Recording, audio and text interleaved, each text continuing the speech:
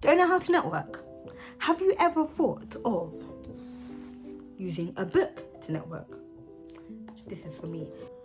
What genres excite you?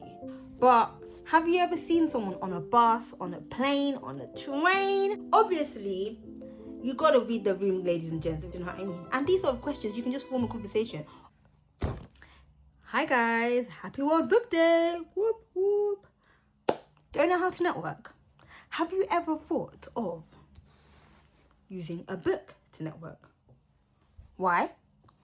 This book can open doors to brand new connections. This is called Anna and the French Kiss, a young adult's book by Stephanie Perkins. I am currently reading it. Full disclaimer, I need to get back into it. But this is the most recent book, physical book I have read. Anna and the French Kiss by Stephanie Perkins, a young adult's book. And I like it. It's really cute. It's set in Paris. And I am a sucker for rom-coms, romantic comedies, cute books. I love a lot of genres, but I do love this is for me. And I also feel like as a young adult, I do feel like we need more young adult books, but more age varied, because when I'm reading young adults, I was reading them as a teen, and it's like teen young adults very different. But yeah, let's get back to the original source of a book. But have you ever seen someone on a bus, on a plane, on a train, seeing them reading a book and being like, that looks interesting? I'm sure we all have. Have you ever had the courage to ask them what that book is about? I don't think all of us have. Even me, my extroverted self, I get shy. When I see people's books, I literally write them down on my phone, especially when it's a tube. And if you guys know, the London tube system is busy and loud, okay?